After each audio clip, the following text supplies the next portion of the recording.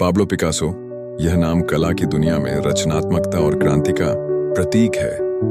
वह सिर्फ एक चित्रकार नहीं थे, बल्कि उन्होंने कला की परिभाषा ही बदल दी। उनका जन्म 25 अक्टूबर 1881 को स्पेन के मालागा शहर में हुआ था। उनके पिता खुद एक चित्रकार थे और बचपन से ही उन्होंने पिकासो की प्रतिभा को पहचान लिया था।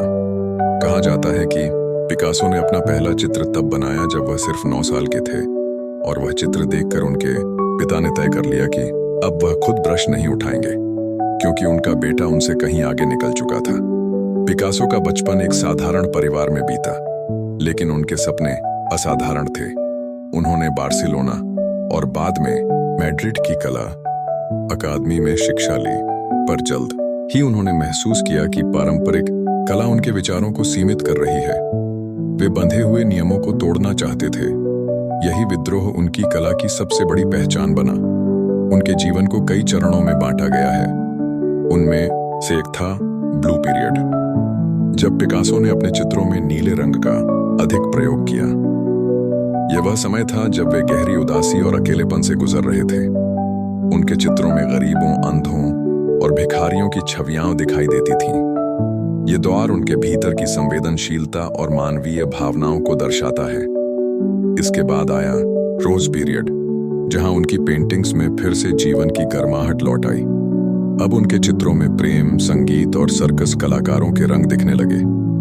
पिकासो हर दौर में अपने मन की भावनाओं को कैनवास पर उतारते थे।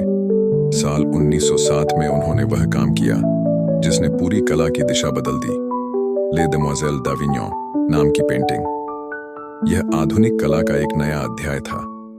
इसी से क्यूबिज्म की शुरुआत हुई। इस शैली में उन्होंने आकृतियों को छोटे छोटे ज्यामितीय टुकड़ों में बांटकर एक नया रूप दिया।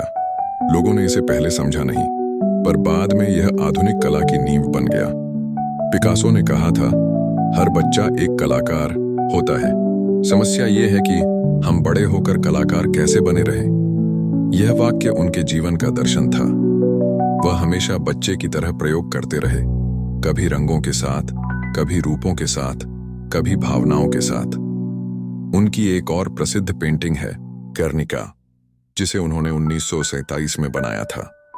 यह चित्र युद्ध और हिंसा के खिलाफ उनकी चीख थी।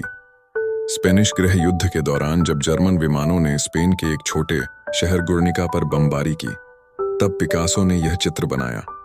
इसमें उन्होंने दर्द, भय और विनाश को ऐसे दिखाया कि देखने वाला भी उस पीड़ा को महसूस करे। गर्निका आज भी युद्ध के खिलाफ शांति का प्रतीक मानी जाती है। पिकासो ने अपने जीवन में 20,000 से अधिक कलाकृतियां बनाई। पेंटिंग, मूर्तियां, स्केच, सिरेमिक और बहुत कुछ। उनकी रचनात्मकता की कोई सीमा नहीं थी। वह हर दिन कुछ नया करने की कोशिश करते थे। उन्होंने कहा था, मैं खोजता नहीं, मुझे मिलता है। यह उनकी सृजनशीलता की गहराई को दर्शाता है। उनका निजी जीवन भी उतना ही रंगीन था जितनी उनकी कला। उन्होंने कई बार प्रेम किया, विवाह किया, और उनके रिश्तों ने भी उनकी पेंटिंग्स पर असर डाला। पिकासो का मानना था कि जीवन और कला अलग नहीं हो सकते। जो जीवन में महसूस किया जाए वही चित्रों में उतरता है। पिकासो का जीवन लगभग 9 दशकों तक चला। उन्होंने अपने अंतिम समय तक काम करना नहीं छोड़ा।